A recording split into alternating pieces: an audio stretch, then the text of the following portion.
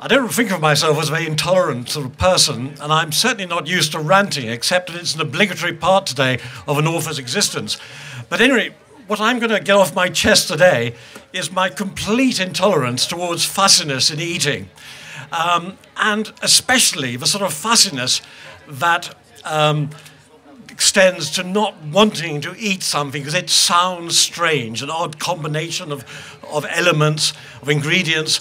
Now, I lived for much of a year in a Spanish village where there's a strong culinary tradition which has survived over the years, and these are exactly the places where such fussiness and such intolerance towards strange ingredients exists. I mean, if you add some beetroot to a gazpacho, you're committing a great sacrilege.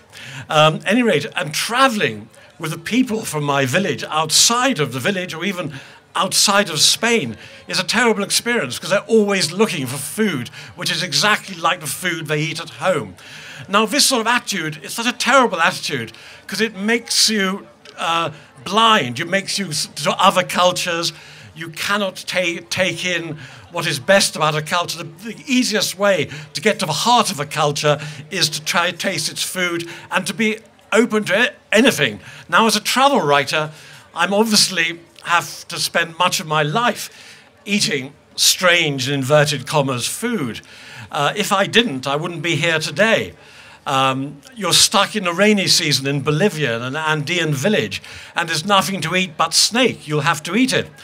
And I have to confess, this culinary curiosity about everything. I mean, I don't think I'd like to eat my own dog, but I have to, in my job, eat odd food.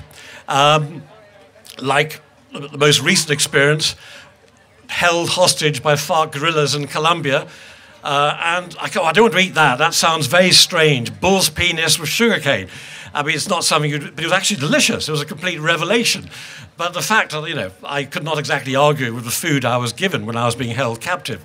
At any rate, for those of you who are intolerant and talk about, oh, that's odd, I'd like to quote you a line from the great genius in the culinary world today, without whom Heston Blumenthal wouldn't exist, Ferran Adrià, the great Spanish chef, who is a great philosopher as well.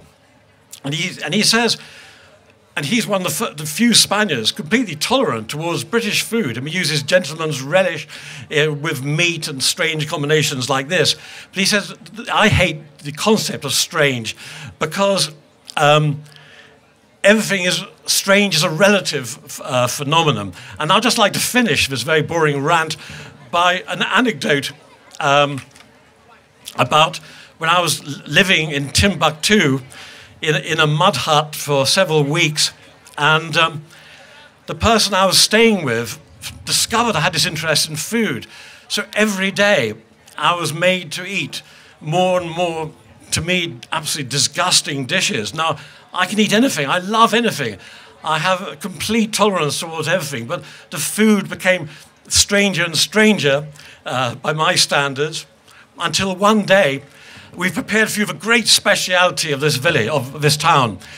It's rotting fish, which has been cured in cow's dung.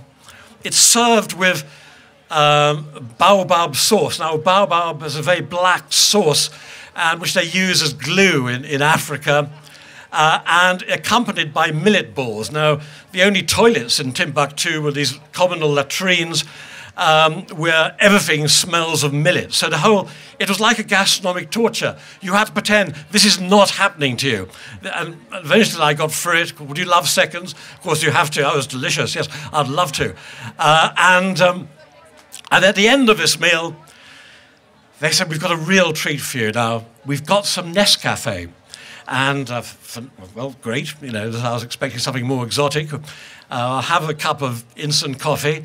And then they saw me drinking the coffee without sugar. Said, that is absolutely disgusting. Thank you.